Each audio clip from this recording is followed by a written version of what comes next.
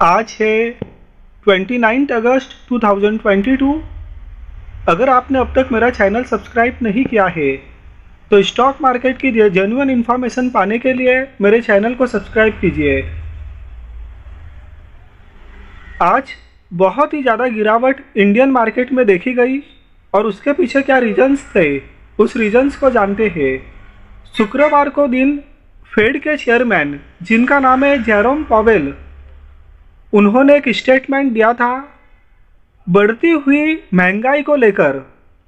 उन्होंने कहा था कि महंगाई काफ़ी बढ़ रही है और महंगाई को काबू में करने के लिए अभी भी काफ़ी समय लगेगा।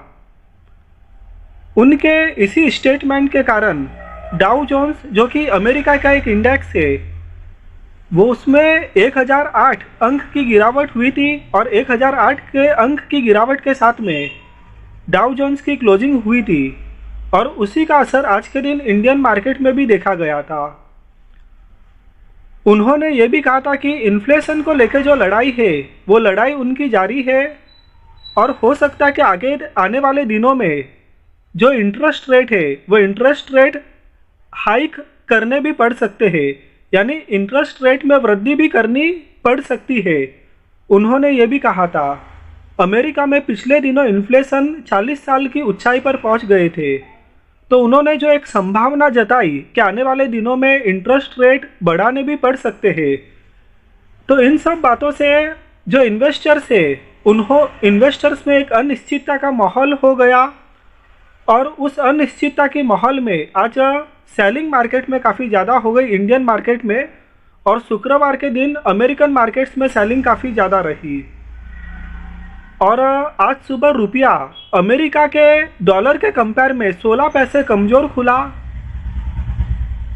और शुक्रवार के दिन रुपये की जो क्लोजिंग है वो 79.87 रुपये पर हुई थी और रुपये के अंदर इस समय निचले लेवल पर ट्रेडिंग हो रही है और 21 मई के बाद में रुपया पहली बार 80 के लेवल को पार किया था।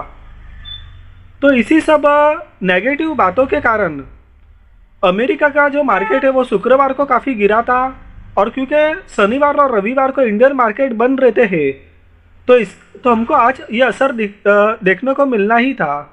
हालांकि अगर हम निफ्टी की बात करें तो निफ्टी की ओपनिंग सुबह 17,188 पर हुई थी और जो प्रीवियस क्लोजिंग था, मतलब कि जो शुक्रवार का दिन का जो क्लोजिंग था वो था 17,558 का था।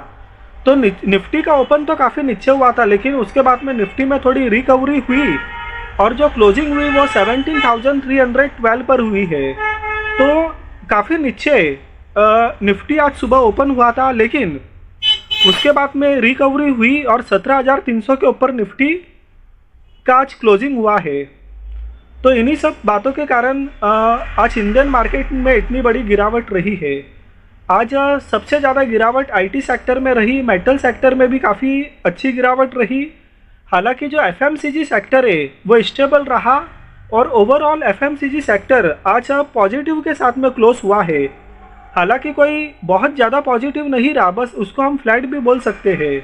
तो एफएमसीजी सेक्टर आज थोड़ा स्टेबल रहा है, बाकी आईटी सेक्टर काफ़ी ज़्यादा गिरा है, मेटल सेक्टर भी गिरा है।